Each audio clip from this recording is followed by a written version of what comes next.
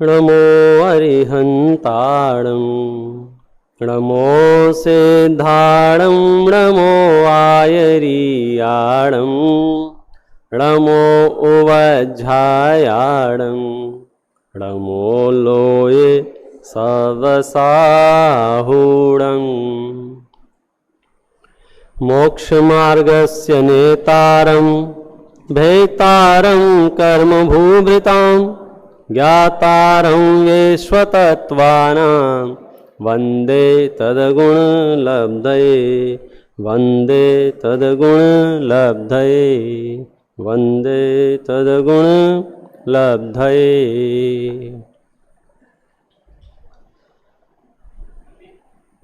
कल हमने विश्व व्यवस्था के अंतर्गत इतना तो समझ लिया कि जो कुछ भी, जहाँ भी, जितना भी, जैसा भी हो रहा है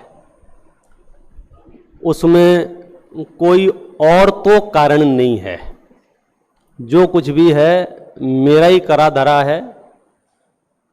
अब मुझे स्वीकृत हो या ना हो ये अलग सब्जेक्ट है। और निर्भर होने के लिए जैन दर्शन का जो प्रथम सीढ़ी है, फर्स्ट स्टेप है, कर्म सिद्धांत, उसको स्वीकार करते हुए हम निर्भर रहें।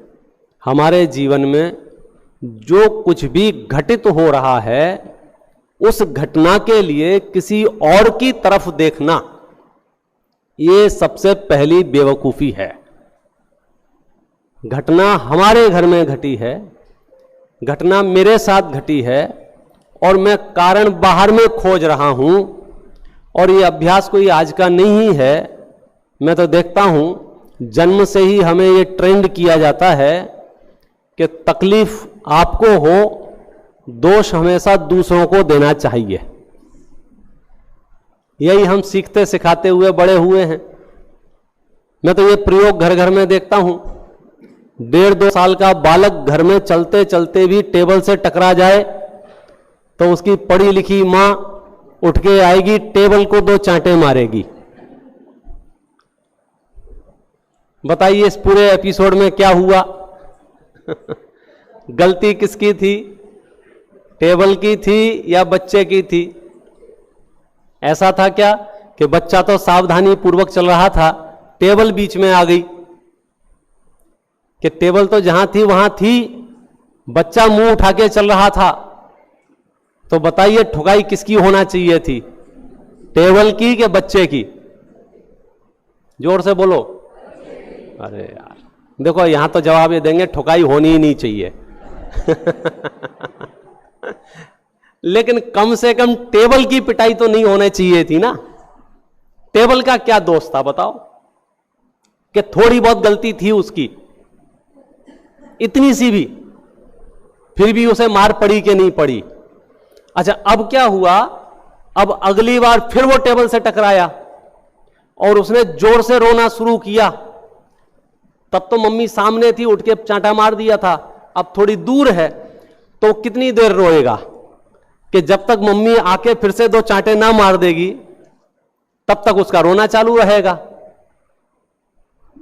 ये तो बात घर में थी। जब घर से बाहर निकले रोड पे गिर गया, अब उसको ठीक करने के लिए क्या करना पड़ेगा? रोड की पिटाई करनी पड़ेगी।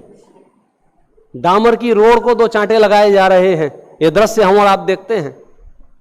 तो हम जन्म से ही वो बेवकूफियां कर रहे हैं, सीख रहे हैं, सिखा रहे हैं कि प्रॉब्लम यहां हो, आरोप हमेशा दूसरों पर डालना, बस।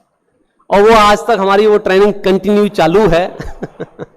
आचार्यों के नजदीक बैठते हैं तो हमें ये महसूस होता है कि सच में तुम्हारे साथ जो कुछ भी हो रहा है उसमें दूसरों का इतना भी रोल नहीं है, हस्तक्षेप नहीं है। उनकी उपस्थिति वहां हो सकती है, वे अपने काम से वहां आए हुए होंगे, लेकिन तुम्हारा जो कुछ भी हो रहा है उसमें दूसरे का कोई भी हस्तक्षेप नहीं है। इतनी बात हमने कल की और अनेक महापुरुषों के चरित्र से भी जानने का प्रयास किया। तो हमारे सर पे जो हम बहुत बड़ा भार लिए घूम रहे हैं वो भार उतर जाता है कि मेरे साथ जो कुछ भी हो रहा है मेरा अपना कमाया हुआ है। ये कॉन्फिडेंस यदि आपके पास हो तो हम अगले स्टेप पे चल सकते हैं। इसमें कोई एरर हो कि नहीं नहीं साहब उन्होंने ऐसा कर रखा है, उन्होंने षड्यंत्र कर रखा है, उन्होंने जो कुछ भी है, तो फिर आप गाड़ी आगे नहीं बढ़ पाएगी। पहला यहां कि आप निर्भर हो जाइए, मोक्ष मार्ग में भार लेके आप ज्यादा दूर तक नहीं चल पाएंगे। ये निर्ग्रंथों की यात्रा है, भार वाले तो भार के नीचे दब के मर जाएंगे। जैसे ही आप आगे बढ़ोगे, हमारी तो उद्घोषणा यहां से होती है, कहां से? मुझे अशरीरी होने का मार्ग मिला। इसका मतलब क्या है कि अब शरीर और संयोगों से संबंधित प्रॉब्लम और सॉल्यूशन तो हमारा विषय ही नहीं है। रिपीट हमारे टारगेट क्या है? मुझे अशरीरी होने का मार्ग मिला। अब इसका जवाब क्या है कि शरीर और संयोग तो हमारी समस्याएं ही नहीं है। हमने तो बहुत चिल्ला चिल्ला के गाया ना सड़क पे खड़े होके, जग के दुख की तो परवाह ही नहीं है। किसको?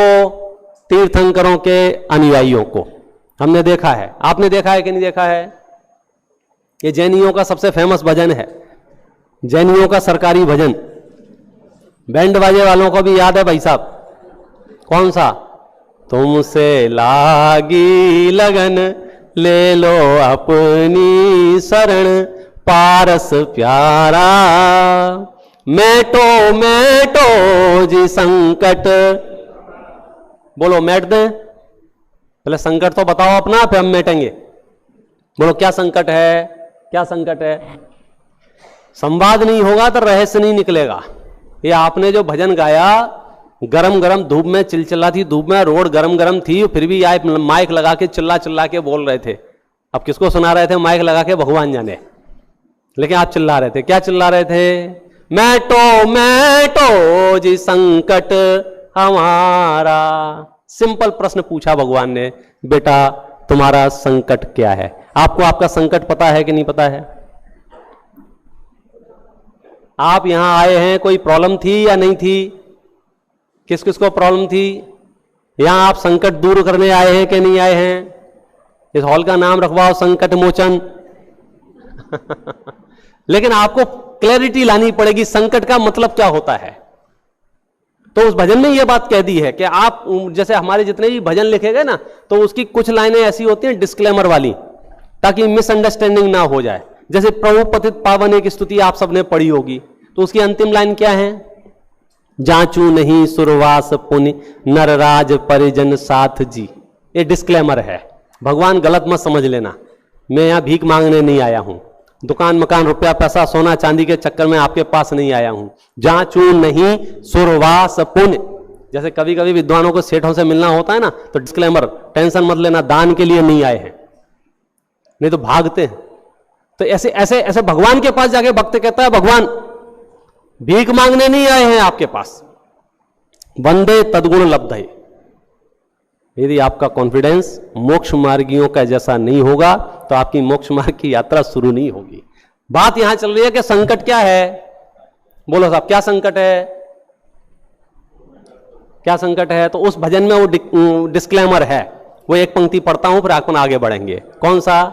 जग के दुख की तो परवाह नहीं है। इस पंक्ति का अर्थ आप बता दो, आनंद आ जाएगा। वाह भाई वाह। जग के दुख की तो परवाह नहीं है, इस पंक्ति का अर्थ क्या होगा? हिंदी की पंक्ति है ना, हिंदी समझता होगा सबको, मैं ये समझता हूं। हाँ, नहीं समझता हो तो अनुभव जी उसका ट्रांसलेशन करके बताएंगे। हाँ, और बचा कुचा शाम को आपको वैज्ञानिक दृष्टि से मिल जाएगा। बात तो ये कही है। बोलो भैया, सबसे लास्ट कुर्सी पे जो बैठे हुए हैं, क्या बात चल रही है? हाँ जय जिनेन्द्र, हाँ आप ही। येलो येलो है, पिंक है, बीच का कुर्ता है। हाँ क्या बात चल रही है? तुमसे लागी लगन भजन सुना है आपने? तुमसे लागी लगन भजन सुना है कि नहीं सुना है? सुना है ना? हाँ बस फिर क्या दिक्कत है। उसकी ये पंक्ति है। क्या पंक्ति है? जग के दुख की तो परवाह नहीं है। ले जाओ माइक दो उनको भैया, अर्थ बताओ इसका क्या है। हम माइक में बोल दो, मुझे नहीं पता चलेगा। नाम क्या भैया आपका? हेलो, जय जिनेन्द्र। जय जिनेन्द्र। नाम क्या है? विशुद्ध जैन। बहुत बढ़िया, अच्छा नाम है आपको। बोलो, जग के दुख की परवाह नहीं है, इसका मीनिंग बता सकते हो?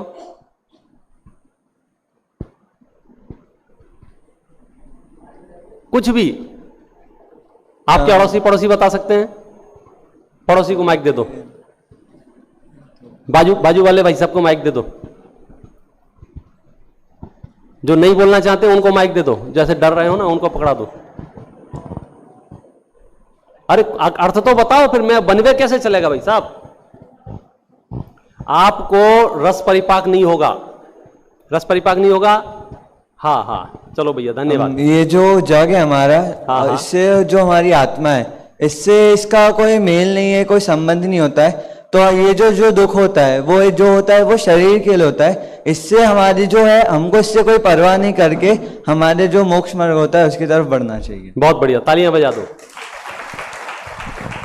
सही बताया गलत बताया इससे फर्क नहीं पड़ रहा है, बताया यहां से गाड़ी स्टार्ट हो जाएगी। मैं फिर से पंक्ति बोलता हूं और आप उसके शब्दों के अर्थ को खोजने का प्रयास करना, क्योंकि द्रव्यगुण पर्याय इतना डेप्थ सब्जेक्ट है। मैं वहां तक पहुंचूं तो मुझे बेस तो पता हो ना वहां तक कैसे पहुंचना है।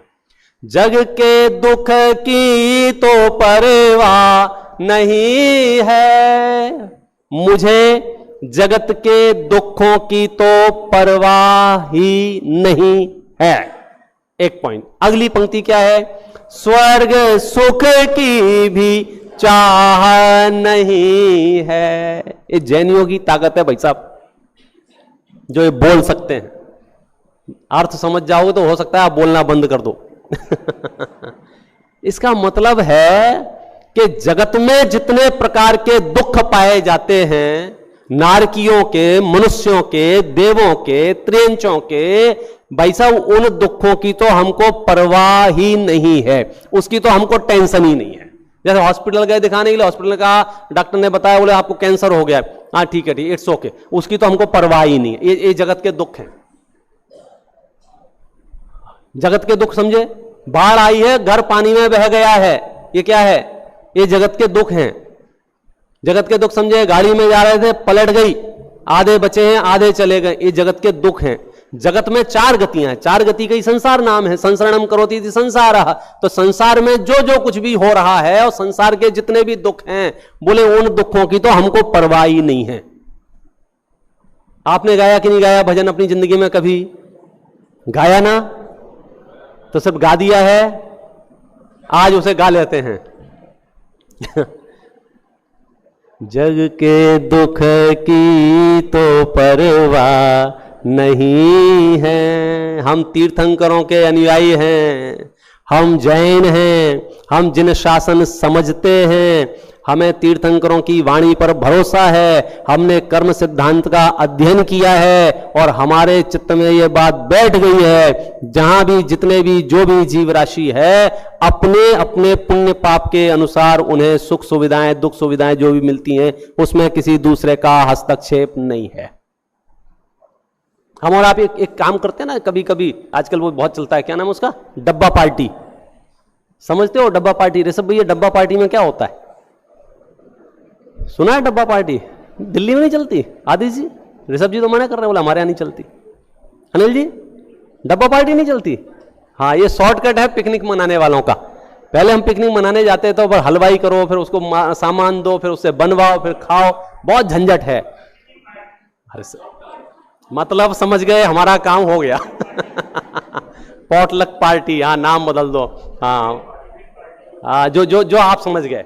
तो क्या करना भैया? अपने अपने घर से अपना अपना ले आना, मिल बैठ के अपन बातें करेंगे और खाएंगे। समझ गए?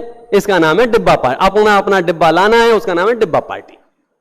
अब क्या हुआ कि जब डिब्बा पार्टी हुई और हम सब पहुंचे राउंड लगा के, सबने अपना अपना डब्बा खोला। क्या हुआ? किसी के डब्बे में रसगुल्ले, किसी के डब्बे में इमरती, किसी में बालूशाही, किसी में पेड़े, किसी में इडली डोसा, ऐसे अलग अलग आइटम। और मैंने अपना डब्बा खोला, उसमें निकला भूसा। मेरा हो गया दिमाग खराब। अब मैं क्या कहना चाहिए, बड़बड़ाने लगा। चिल्लाने चीखने लगा, आरोप प्रत्यारोप करने लगा, मेरे डब्बे में भूसा क्यों निकला?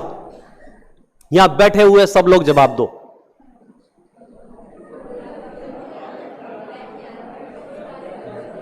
मेरा बड़बड़ाना, मेरा चीखना, मेरा चिल्लाना, बोलो जायज है कि नहीं? क्या बात कर रहे हो? ये पक्षपात नहीं है क्या? यहां रसगुल्ले रखे हुए हैं सुशील जी के डब्बे में, है? और यहां भूसा निकल रहा है, बोलो ये पक्षपात है कि नहीं है? ये धरती में इक्वलिटी लाओ, ये पक्षपात खत्म करो। क्या क्या करें, बोलो ये पार्शलिटी है कि नहीं है? भाई साहब आप मर्सिडीज से और मैं अल्टो से, बोलो ये पक्षपात है कि नहीं? एक का एसी ज्यादा कूलिंग कर रहा है, एक का पंखा ही ढंग से नहीं घूम रहा है, बोलो ये पक्षपात है कि नहीं? नहीं समझ में आया? समझ में आ रहा है क्या? मेरे में भूसा निकला है और आपके में रसगुल्ला निकला है, बोलो ये पार्शलिटी है कि नहीं है? कि ये न्याय है कि अन्याय है? अरे जैनियो, जिस दिन ये बात समझ गए उस दिन तुम्हारा मोक्ष कोई नहीं रोक सकता है। लिख के ले जाओ। स्ट्रेस, एंजाइटी, डिप्रेशन, ये सब नाम तो हमारी लिस्ट में ही नहीं है, क्योंकि हम इस काल में डब्बा पार्टी में आए हैं और अपना अपना डब्बा है, अपने अपने घर में खुल रहा है। ये तो मेरी प्रॉब्लम ही नहीं है कि ये कितने करोड़ का आसामी हो, इतने करोड़ का आसामी हो, मैं कितने करोड़ का आसामी हूं। ये तो अपना अपना डब्बा है ना, कि इसमें पक्षपात चल रहा है। क्या गजब होता है। ये डेप्थ समझ में आ रही है इसकी? इन सब का अर्थ है वो, जग के दुख की तो परवाह नहीं। यहां हम ये चर्चाएं नहीं करेंगे। कौन सी चर्चाएं नहीं करेंगे? हमको ये प्रॉब्लम है, बोले ये प्रॉब्लम क्यों है मालूम है आपको? इसमें पक्षपात नहीं है, इसमें कोई दूसरी शक्ति नहीं है, कोई इंटेंशनली आपको दुख देना चाहता हो, कोई आपसे सुखी करना चाहता हो, ये व्यवस्था नहीं है। अपना अपना डब्बा है। तो मेरे डब्बे में भूसा क्यों निकला? बोलो आप क्या जवाब दोगे भैया? मुकेश भैया, मेरे डब्बे में भूसा क्यों निकला? पता, अंदर से बोल नहीं पा रहे, अंदर से, पंडित जी हमारा माथा क्यों खा रहे हो?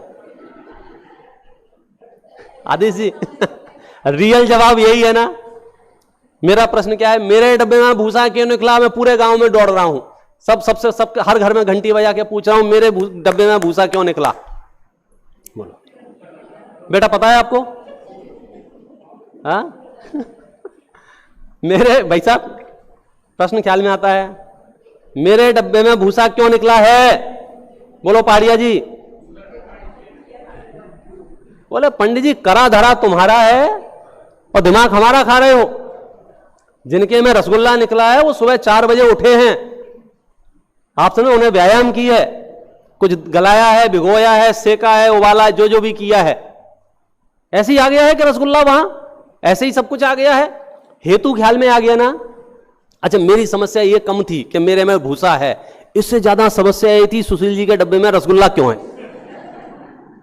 और फिर मेरे अंदर वो जलनखोरी पैदा हो गई। अब फिर मैं जुगाड़ पे लग गया कि थोड़ा उधर को देखें, धीरे से एक रसगुल्ला उठा लूं। क्या क्या कर रहे हो आप? हिंसा, झूठ, चोरी, जो कुछ भी, क्रोध, मान, माया, लोभ, जो कुछ भी किया जा रहा है, क्यों किया जा रहा है? सिर्फ इसलिए कि हमने डब्बा खोला, हमें पसंद नहीं आया। भैया नहीं पसंद आया तो अगली बार जब घर से निकलो तो डब्बा में कुछ अच्छा रख के लाना। सुबह से शाम तक 24 घंटे अप्रशस्त परिणाम रहते हैं। ना देव दर्शन के ठिकाने हैं, ना देव पूजा के ठिकाने, ना स्वाध्याय के ठिकाने हैं, ना खान पान का ठिकाना है, ना हिंसा कर रहे कि अहिंसा कर रहे, दिन में खा रहे कि रात को खा रहे। और डब्बा खोलते हो तो कहते हो इमरती निकलेंगी। ये कर्म सिद्धांत को बेवकूफ समझते हो क्या? थोड़ा कहा, थोड़ा ही जानना। पॉइंट समझ में आ रहा है कि ये जो डब्बा खुला है इसमें दूसरे का कोई रोल है कि नहीं है? मुझे दूसरे से ईर्ष्या करनी चाहिए कि नहीं करनी चाहिए? भाई मैं भी मनुष्य हूं, आप भी मनुष्य हो, आपके पास ज्यादा पैसा क्यों है, इस बात से मुझे चिढ़ होनी चाहिए कि नहीं होना चाहिए? आपके पास संपत्ति ज्यादा क्यों है, आप निरोगी क्यों हैं, आप हेल्दी, कोई भी रीजन से हमें किसी से ईर्ष्या करने का हक है कि नहीं है? ईर्ष्या कब कर सकते थे? जब कोई एक टीचर 20 बच्चों को कोई चीज बांटता है, वहां किसी को 1 और किसी को 2 दे, वहां तो पार्शलिटी है, लेकिन सच बात यह है, इसकी डेप्थ में जाके देंगे। जिसको 2 मिली है, बोलो उसका अपना पुण्य का उदय है कि नहीं है, कि टीचर का पक्षपात है। मेरा उदय हो मेरा उदय हो, उसके अनुसार जगत की वैसी प्रवृत्ति होगी। क्या हल्का महसूस होता है कि नहीं होता है? कहां से? जग के दुख की तो परवाह नहीं है।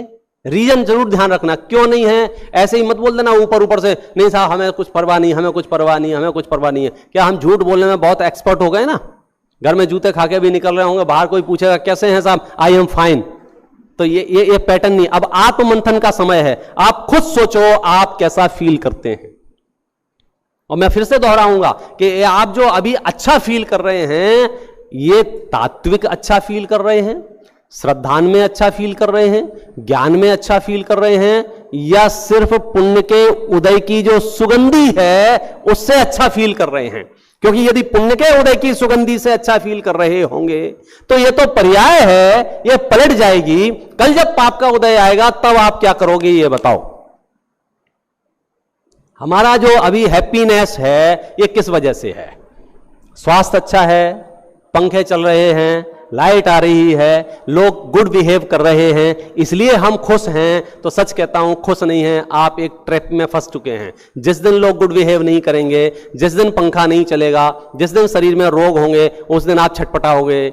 यदि आपको वास्तविक सुखी होना है तो आपको एक एक वस्तु के द्रव्य गुण पर्याय के नजदीक जाके समझना होगा कि वस्तु का परिणमन कैसे चल रहा है। लेकिन यह समझने से पहले आपको ब्रेन एकदम क्लियर रखना पड़ेगा। कौन सा? कि अब वो पंचायतें मत करना, कौन सी? जगत के दुखों की। और मन में लोभ नहीं रखना, किसका? स्वर्ग के सुख का। प्रॉब्लम हमारी क्या थी, संकट हमारा क्या था मालूम है ना आपको? अंतिम बार दोहरा के अपन अपने मूल विषय पे आएंगे। जग के दुख की तो परवाह नहीं है, स्वर्ग सुख की भी चाह नहीं है। फिर बोले हमको क्यों परेशान कर रहे? मैं तो जामन मरण होवे ऐसा यतन पारस प्यारा। मैं तो जन्म मरण के अभाव करने के लिए यहां आया हूं। किसके लिए? जन्म मरण के अभाव करने के लिए यहां आया हूं। ये मोक्ष मार्ग जो मुझे मिला है, ये जो देव शास्त्र गुरु का सानिध्य जो मुझे मिला है, ये जो जिनवाणी मिली है, उससे मैं क्या चाहता हूं? ये भव के अभाव करने के लिए मिला है। भव का अभाव कैसे हो सकता है? सारे आचार्य एक मत हैं, सम्यक दर्शन ज्ञान चारित्राणी मोक्ष मार्ग। सबसे पहला शब्द क्या आया? सम्यक दर्शन। सबसे पहला शब्द क्या आया? सम्यक दर्शन। क्या शब्द आया? सम्यक दर्शन। यदि आपके पास सम्यक दर्शन होगा तो आपका ज्ञान भी सम्यक ज्ञान हो जाएगा और आचरण भी सम्यक चारित्र होगा ही होगा। यदि सम्यक दर्शन नहीं होगा तो भूल जाओ, आपका ज्ञान सम्यक होगा और आपका आचरण सम्यक होगा। तो सबसे पहले हमारी क्या नीड है, क्या जरूरत है? बोले सम्यक दर्शन। पूरे देश भर में जितने भी शास्त्र हैं, चाहे वो प्रथमान योग का हो, करणान योग का हो, चरणान योग का हो, द्रव्यान योग का हो, सब शास्त्रों में एक मत से सम्यक दर्शन की महिमा गाई गई है।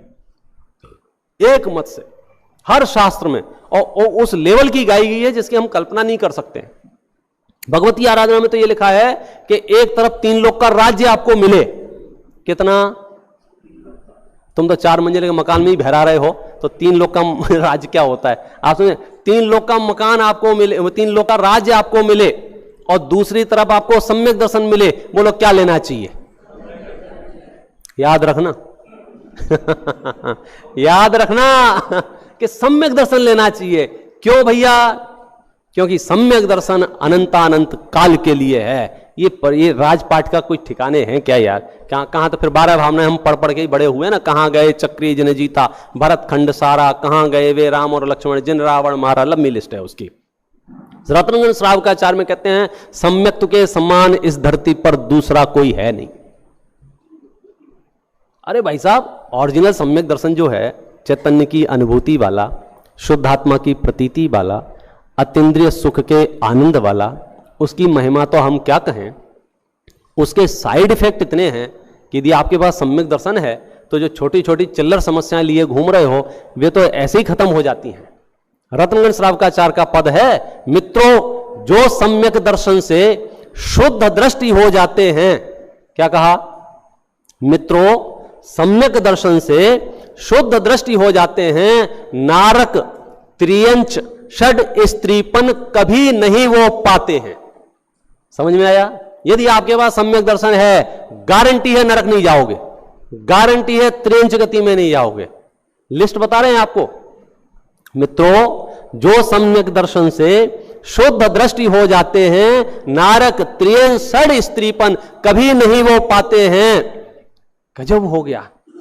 व्रत विहीन वे होवे तो भी नीच कुलों में नहीं होते अल्पायु दरिद्री विकृत देही नहीं होते। ये तो आपकी बाहर की भी प्रशस्त प्रकृतियां इतनी होती हैं कि ये सब समस्याएं है ही नहीं।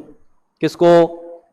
सम्यक, जिस वैभव को देख के आपकी लाल टपकती है ना, चक्रवर्ती, नारायण, बल, जितने भी महापुरुषों के पद हैं, आपको मालूम है एक बात, सिर्फ और सिर्फ सम्यक दृष्टियों के लिए रिजर्व हैं।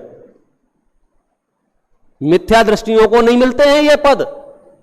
सम्यक दृष्टि के ही इतने प्रशस्त परिणाम होते हैं कि वो 6 खंड का आधिपत्य के मिलने वाले चक्रवर्ती पने का बंध बांध सके। मिथ्या दृष्टि चक्रवर्ती नहीं बनता है। क्या गजब हो गया। वो बनने के बाद रहे छूट जाए वो अलग विषय है।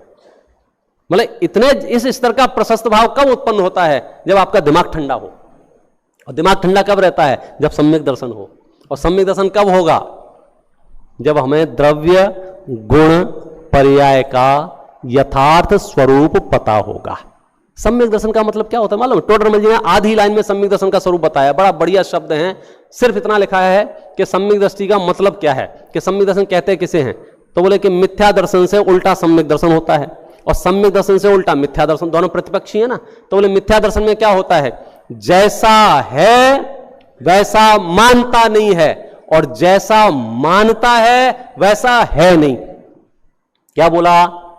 जैसा है वैसा मानता नहीं है और जैसा मानता है वैसा है नहीं। तो सम्यक दृष्टि के लिए क्या करना पड़ेगा कि भाई जैसा है वैसा मान लो। अब प्रॉब्लम कहां आ रही है? बहुतों को तो पता ही नहीं है कैसा है। नहीं समझ में आया? फिर से रिपीट करता हूं, छोटी सी बात है। हमें क्या चाहिए? सम्यक दर्शन। बराबर है। सम्यक दर्शन कैसे होगा? जैसा है वैसा मान लो साहब, सम्यक दर्शन हो जाएगा। परेशानी कहां आ रही है? कैसा है ये तो बताओ। कैसा है? अब कैसा है जानने के लिए क्या करना पड़ेगा ये बताओ। अब हम कहेंगे आपसे शास्त्र अभ्यास करना पड़ेगा तो बड़ी मुश्किल हो जाती है, क्योंकि सब घोड़े पे बैठ के तत्व समझना चाहते हैं, घोड़े से नीचे नहीं उतर रहे हैं। पंडित जल्दी जल्दी जल्दी बताओ, पंडित जल्दी बताओ, अर्जेंट अर्जेंट, हमको वहां जाना है, यहां जाना है, यार अरे भैया तुमको जहां जाना है चले जाना। आपको धर्म समझना है कि यहां समझना है, पहले घोड़े से नीचे उतरो। शांति पथ प्रदर्शन ग्रंथ है, क्या नाम है? हाँ, ये बीच में पूछते ना क्या नाम है, उससे पता चल जाता है आप जग रहे हो। शांति पथ प्रदर्शन ग्रंथ है वर्णी जी का, उस जैनेंद्र वर्णी, जैनंद जी वर्णी जी का है। उनमें उन्होंने एक बात बताई है। क्या बात बताई है? कि एक राजा को हट उपजी। हट समझते हो? जिद। क्या? कि मुझे रत्न परीक्षा सीखनी है। कोई भी आके किसी भी भाव कोई भी रत्न देके चला जाता, मैं बेवकूफ बन जाता हूं, मुझे रत्न परीक्षा सीखनी है। तो नगर के सारे जौहरियों को उन्होंने अपने आप बुलाया और खड़े किए, तुम सबके सब मिलके मुझे जल्दी से रत्न परीक्षा सिखाओ, अन्यथा तुम सबका मैं कत्ल कर दूंगा। और पहले की कहानियां सुनी होंगी, राजा तो राजा होते थे, सनकी होते थे, सबको टेंशन हो गए, बोले आज तो प्राण गए। अब इस राजा को कौन समझाए कि रत्न परीक्षा से खड़े खड़े सिखाने वाली चीज थोड़ी है, कैसे सिखाएं? उसके लिए तो आपको श्रम अलग टाइप का करना पड़ेगा। तो एक बुजुर्ग व्यक्ति सामने आया, अनुभवी, बोले महाराज मैं आपको रत्न परीक्षा सिखाऊंगा, लेकिन एक शर्त है। बोले क्या शर्त है? दक्षिणा पहले चाहिए। अरे कैसी बातें करते, जितना चाहिए ले जाओ, खोल दो दरवाजे। अरे दरवाजे पर दक्षिणा सुन तो लो, हमें क्या चाहिए दक्षिणा में? बोले क्या चाहिए दक्षिणा में? महाराज हम राजनीति सीखना चाहते हैं, आप राजनीति सिखा दीजिए, हम आपको रत्न परीक्षा सिखा देंगे। राजा चिल्लाया, बोले पागल हो गए हो तुम, राजनीति सीखने के लिए आपको क्या करना पड़ेगा मालूम है? सालों साल हमारे साथ रहना होगा। जब जब देश में समस्याएं होंगी उन मीटिंगों में आपको बैठना पड़ेगा। जब जब युद्ध होंगे वहां रणभूमि में आपको जाना पड़ेगा। राजनीति का मतलब क्या होता है? पूरे देश को संभालना है। आप मजाक समझ रहे हो? तो बोले आप रत्न परीक्षा को मजाक समझ रहे हो? हमारी दुकान पे बैठना पड़ेगा, झाड़ू लगानी पड़ेगी, तब समझ में आएगी। ख्याल में आ गया? ये उदाहरण क्यों दिया है? यदि सच में आप जैन दर्शन को गहराई से समझना चाहते हो तो आपको शास्त्र अभ्यास के पढ़ने की प्रतिज्ञा लेके यहां से जाना पड़ेगा, और अगली शिविर में आओ तो कहो कि हमने एक शास्त्र पढ़ा, तो आपको समझ में। ये कोई मदारी जैसा तमाशा नहीं है कि हमने दिखाया और आपने वाह वाह किया, 5 रुपए 5 रुपए 5 रुपए 5 रुपए, तुम अपने घर हम अपने घर। अरे भाई साहब, वितरागी तत्व ज्ञान है, योग उपयोग लगता है इसके लिए। आप समझे, बटन दबा के ख्याल में। लेकिन हाँ, ये पक्की बात है, आप पढ़ेंगे तो आपको समझ में आएगा। बहुत लोग इससे बच जाते हैं, भैया हमारी समझ में नहीं आता, भैया हमारी समझ में नहीं आता। सच कहते हैं, हमने पिछले 2 प्रयोग किए, मोक्ष मार्ग प्रकाशक का, रत्नकर्ण श्रावकाचार्य का। 10-10 12-12 साल के बच्चे शास्त्र पढ़ के आते हैं। 10-10 12-12 साल के बच्चे। हाँ सुशील जी, हाँ मेरे जैसे नहीं, ये आपके तो डीएनए में है स्वाध्याय। मां को स्वाध्याय का प्रेम, आपको वो अलग विषय है। मैं तो कहता हूं जिसको कुछ बैकग्राउंड नहीं हो वो भी शास्त्र पढ़ना शुरू करेगा, मैं गारंटी लेता हूं शास्त्र उसे समझ में आएगा। और ये ऐसे ही नहीं कह रहा हूं सिर्फ आपको हवा भरने के लिए। मैंने ये दृश्य देखा है, समोशरण के दृश्य देखे हैं। वहां देवता लोग विराजमान हैं, वहां मनुष्य लोग विराजमान हैं। भाई साहब, वहां त्रेंच गति के जीव बैठे हुए हैं। बोलो त्रेंच गति के जीव वहां क्या कर रहे हैं? समोशरण के बाहर कोई गधा सामने निकले तो सौधर्मेंद्र क्या बोलेगा? बोलो आइए आइए बैठिए, आपका कोठा ये है। इसका मतलब क्या है कि वो भगवान की वाणी गधों को भी समझ में आ जाती है। अब आगे का वाक्य बोलूं क्या रहने दूं? जो बात गधों को समझ में आ जाती है,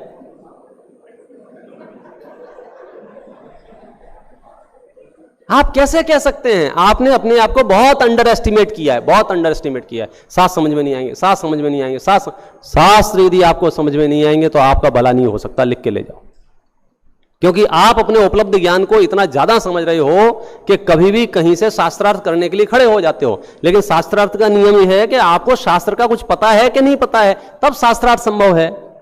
तो उसके लिए क्या करना पड़ेगा कि आपको पन्ने खोलने पड़ेंगे।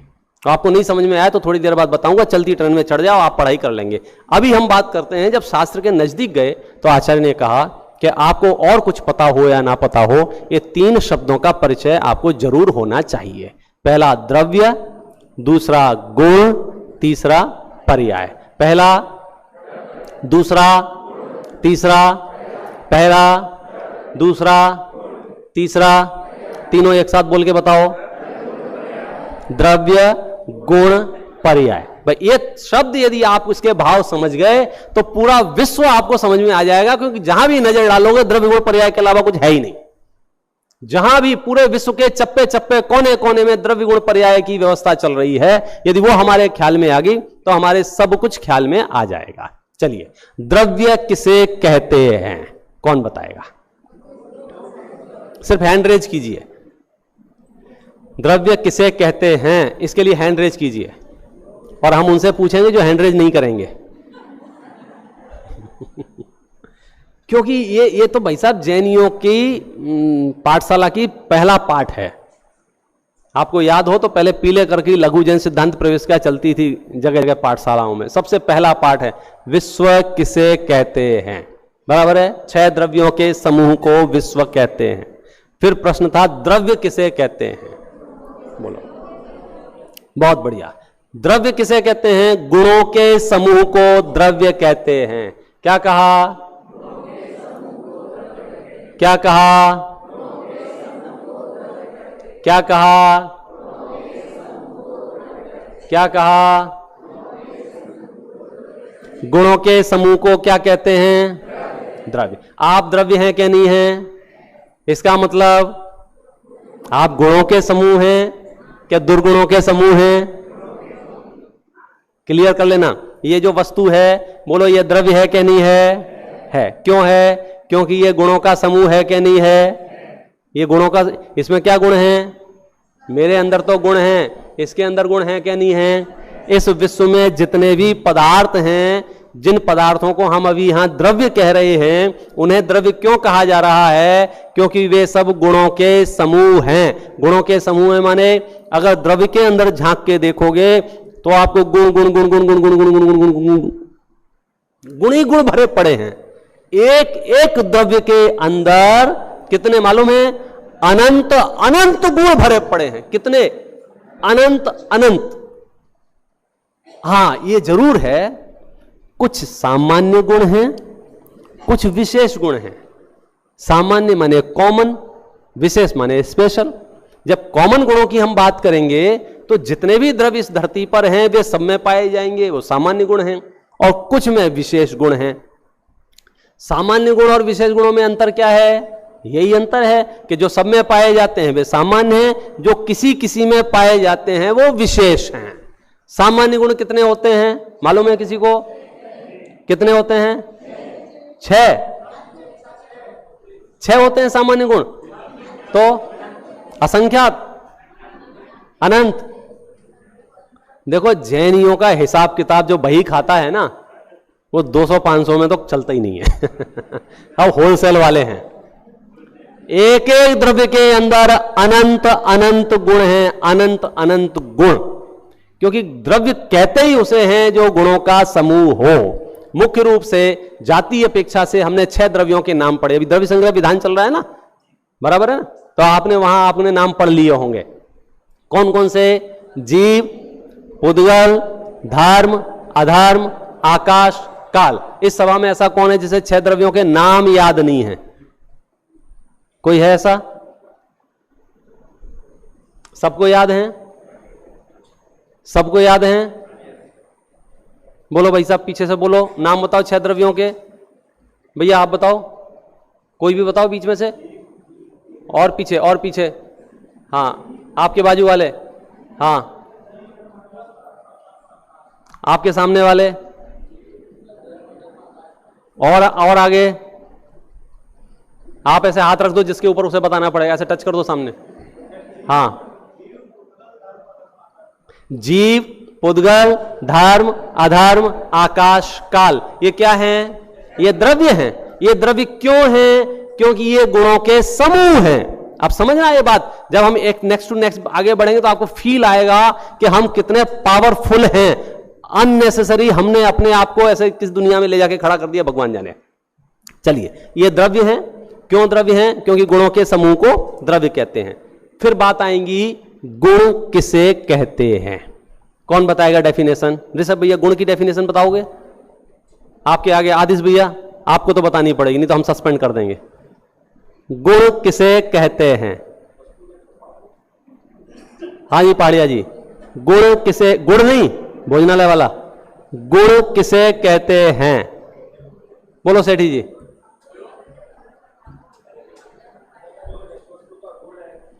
हाँ, जो जिस वस्तु का स्वभाव है उसे गुण कहते हैं। बहुत बढ़िया, ताली बजाओ सुशील जी सेठी के लिए।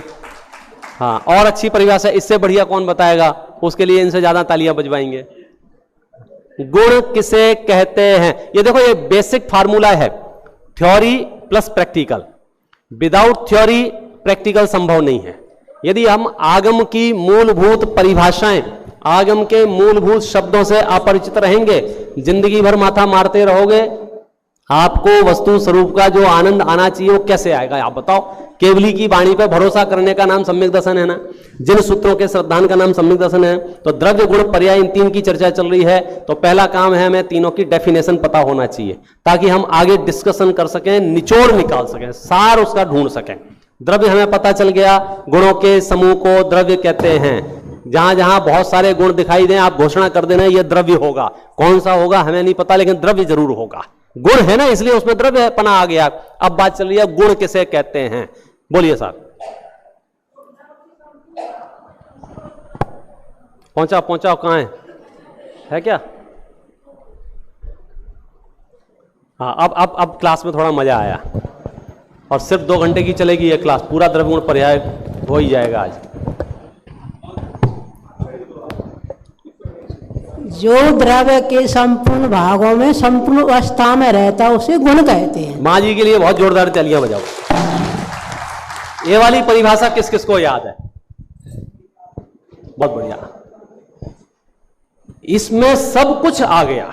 ये डेफिनेशन यदि आपको याद है तो आपको प्रयोग करने में बहुत सुविधा रहेगी। क्या कहा मालूम है?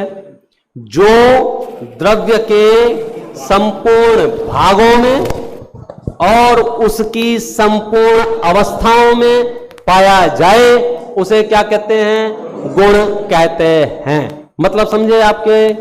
यदि कोई द्रव्य है और उस द्रव्य के अंदर कोई गुण है, अब वो गुण का मतलब क्या हुआ कि ये गुण जो है वो द्रव्य के चप्पे चप्पे पर है। क्योंकि आपने क्या कहा था? संपूर्ण भागों में। संपूर्ण भागों में माने उसके हर हिस्से में, ऊपर, बीच में, नीचे, दाएं बाएं, पूर्व पश्चिम, उत्तर दक्षिण, ईशान नैऋत्य, हर जगह गुण विद्यमान है, संपूर्ण भागों में है। सेकंड क्या ऑप्शन था? संपूर्ण अवस्थाओं में। जैसे उदाहरण के लिए आप समझो, शक्कर का नाम सुना है आपने? शक्कर का नाम सुना है? उदाहरण में शक्कर को मान लो द्रव्य है एक, ठीक है, उसका गुण क्या है? मिठास उसका गुण है। अब गुण की परिभाषा क्या है? जो द्रव्य के संपूर्ण भागों में। अब उस शक्कर के किस अंश में मिठास है? नीचे मिठास है कि ऊपर मिठास है? आगे मिठास है कि पीछे मिठास है? बीच में मिठास है? बोलो मिठास कहां है? बोले पंडित जी मिठास क्या है? बोले मिठास गुण है। तो बात खत्म हो गई। संपूर्ण भागों में, मतलब उसके कोने कोने पर, उसके रग रग में, उसके एक एक प्रदेश में मिठास है। भाग का मतलब समझ गए? जैसे मेरे अंदर कोई गुण है, ज्ञान गुण है मेरे अंदर। बोले कहां ज्ञान गुण है? ये माथे में है कि हाथ में है कि पैर पे? बोले चप्पे चप्पे पर। दर्शन गुण है, एक एक गुण, कोई भी गुण की बात करेंगे, अस्तित्व गुण है, कहां है? ऐसे ही शक्कर में जो मिठास है वो उसके संपूर्ण भागों में है। और रहस्यमयी बात यह है, इसके बाद उसकी संपूर्ण अवस्थाओं में। आप गुणों को बहुत हल्के में ले रहे हो। ये जो टेंशन आ गया है ना, सिर्फ इसलिए कि आप भूल ही गए कि आपके पास गुण है। उसकी संपूर्ण अवस्थाओं में, अवस्थाओं का मतलब अभी शक्कर स्क्वायर है, चौकोर दाना है उसका। अगर हम इसके दो टुकड़े कर दें तो इसकी अवस्था बदल जाएगी ना। तो अवस्था बदल जाएगी तो बोले मिठास नाम का गुण रहेगा कि नहीं रहेगा? क्या बात कर रहे हो? और 4 टुकड़े कर दें तो? अब 50 टुकड़े कर दें तो? अवस्था तो बदल गई है? इसको पीस दे तो? इसको पानी में डाल दे तो?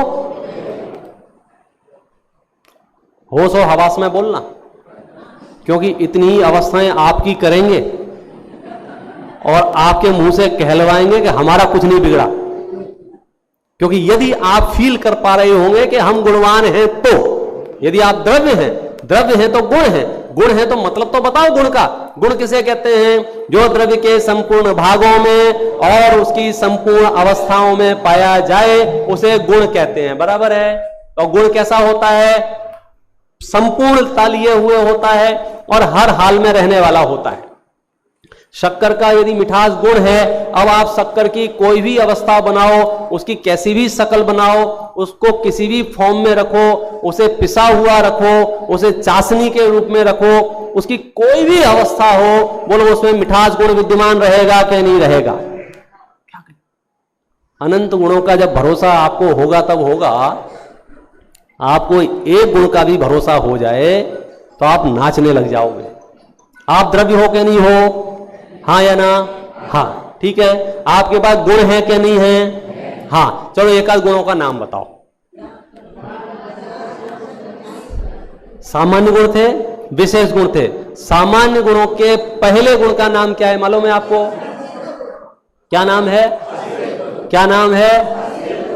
सामान्य गुण है। सामान्य गुण माने सब में पाया जाता है। कौन सा? अस्तित्व गुण। कोई मतलब बताएगा अस्तित्व गुण का मतलब क्या होता है?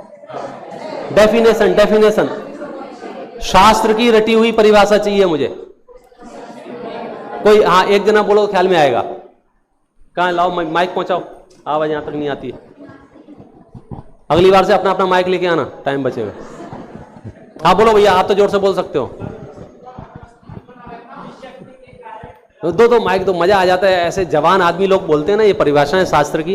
जिस शक्ति के कारण द्रव्य में अस्तित्व पना पाया जाए उसे अस्तित्व गुण कहते हैं। बहुत बढ़िया, बहुत बढ़िया। आप तालियां तो बजा ही सकते हो कि उन्होंने बोला। शब्द आगे पीछे हुए हैं, और कौन बताएगा? पुरुषों में से कोई है? जिस शक्ति के कारण द्रव्य का कभी भी नाश न हो, कभी भी उत्पन्न न हो, उसे अस्तित्व गुण कहते हैं। क्या क्या गजब कर,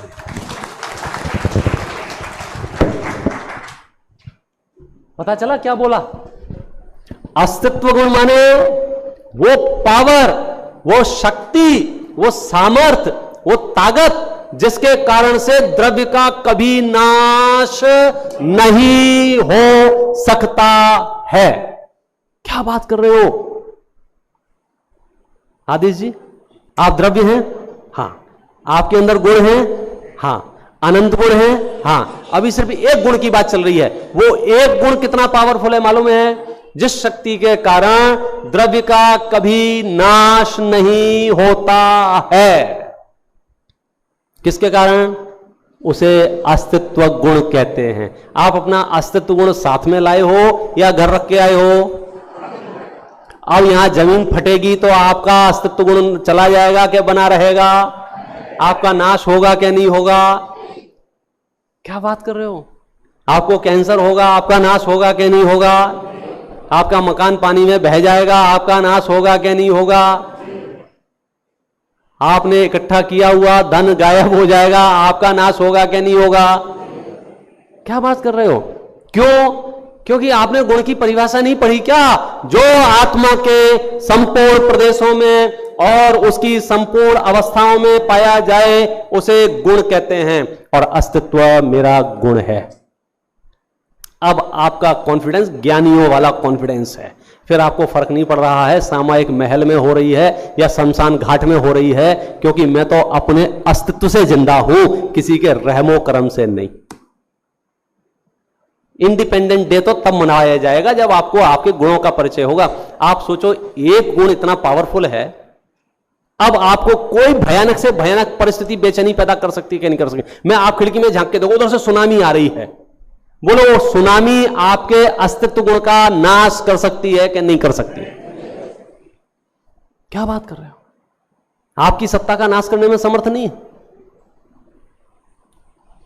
गजब हो गया। ये कागज का टुकड़ा, ये कागज का टुकड़ा, बोलो इस कागज के टुकड़े का नाश किया जा सकता है कि नहीं किया जा सकता? क्यों? यहां बैठे में किसी की ताकत नहीं है इस कागज के टुकड़े का नाश कर सके। ऋषभ भैया, इस कागज के टुकड़े का नाश हो सकता है कि नहीं हो सकता है? नाश हो सकता है कि नहीं हो सकता है? नाश नहीं हो सकता, शक्ल बदल सकती है, आप फाड़ सकते हो, फॉर्म चेंज हो सकती है उसकी। आप आग लगा सकते हो तो काला काला दिख सकता है, आप उसे ऐसे पीस दोगे तो पाउडर बन सकता है। आप उसकी शक्लें बदल सकते हो, नाश कर सकते हो क्या नहीं कर सकते हो? कि नाश नहीं कर सकते। क्यों नहीं कर सकते? क्योंकि उसके अंदर अस्तित्व गुण है। इतना तो वैज्ञानिक सत्य हो गया ना कि इस विश्व में एक परमाणु भी डिस्ट्रॉय नहीं किया जा सकता है और क्रिएट नहीं किया जा सकता है। अंतिम शरण भाई साहब जैन दर्शन ही है, यदि आपको अपना भला करना हो तो। द्रव्य किसे कहते हैं? गुणों के समूह को द्रव्य कहते हैं। गुण किसे कहते हैं? जो द्रव्य के संपूर्ण भागों और उसकी संपूर्ण अवस्थाओं में पाया जाए उसे गुण कहते हैं। पर्याय किसे कहते हैं? गुणों के परिणमन को पर्याय कहते हैं। पर्याय किसे कहते हैं? गुणों के परिणमन को पर्याय कहते हैं। पर्याय किसे कहते हैं? गुणों के परिणमन को पर्याय कहते हैं। अब हमारा समस्या कहां शुरू होती है? हमारा पाला पर्यायों से पड़ता है। हमारी पहली नजर जहां पड़ेगी गारंटी से वो पर्याय होगी। हम अपने ज्ञानोपयोग से द्रव्य तक पहुंच जाए अलग बात है। जैसे ये देखो, आपको क्या दिख रहा है? द्रव्य दिख रहा है, गुण दिख रहे हैं कि पर्याय दिख रही है? आपको ये दिख रहा है, मेरे हाथ में जो वस्तु है, इस वस्तु का द्रव्य आपको दिख रहा है कि गुण आपको दिख रहा है कि पर्याय आपको दिख रही है? पर्याय दिख रही है ना। बोलो भाई साहब, पर्याय किसे कहते हैं? गुणों के परिणमन को। ये किस गुण का परिणमन दिख रहा है आपको? कौन बताएगा? होलसेल बंद, रिटेल चालू, 1 to 1। अनिल जी भैया, कैमरा वाले भैया बताओ, ये द्रव्य है, गुण है कि पर्याय है? फोटो खींच के बताना। चलो आप बताओ अनिल जी आपको पर्याय दिख रही है कि द्रव्य दिख रहा है कि गुण दिख रहा है? अरे नकल नहीं पहाड़िया जी, नकल मत चलाओ, ट्रस्टी हो तो क्या हुआ, ये ट्रस्टी आपस में मिल गए। बहुत सिंपल है। ये द्रव्य है कि गुण है कि पर्याय है? अरे दोनों नहीं, तीनों हैं। मैं पूछ ही नहीं रहा दोनों है कि तीनों है, मैं आपसे पूछ रहा हूं आपको जो नजर आ रहा है वो द्रव्य है, गुण है कि पर्याय है? तीनों नजर आ रहे हैं।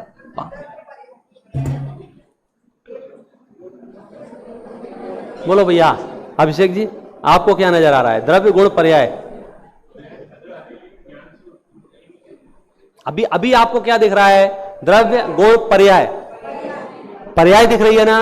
ठीक है, मुझे आपका आंसर एकदम सही है, पर्याय। प्रश्न फिर से पूछ रहा हूं, कौन सी पर्याय दिख रही है? पर्याय किसे कहते हैं? गुणों के परिणमन को। तो किस गुण की पर्याय दिख रही है? सुशील जी, किस गुण की पर्याय दिख रही है आपको? अच्छा, पहले द्रव्य कौन सा है? हाँ, यहां से चलो, द्रव्य कौन सा है? पुद्गल। तो मुख्य रूप से इसमें 4 गुण हैं। कौन कौन से? स्पर्श, रस, गंध, वर्ण।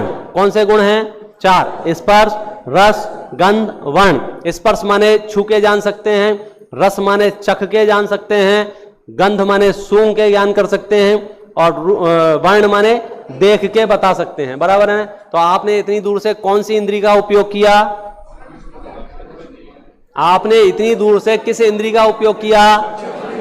चक्षु इंद्री का उपयोग किया। अच्छा, चक्षु इंद्री का विषय जो है 4 गुणों में से कौन सा गुण है? स्पर्श, रस, गंध, वर्ण। तो चक्षु इंद्री से आपने वर्ण गुण को ग्रहण किया। अच्छा, वर्ण गुण की भी खूब सारी पर्याय हैं, उसमें से कौन सी पर्याय को जाना? तो आपको तो काला काला दिख रहा है। बराबर है ना? ये काला काला क्या है? ये वर्ण गुण की पर्याय है। बराबर है? लेकिन आपने कैसे कहा कि ये द्रव्य भी है?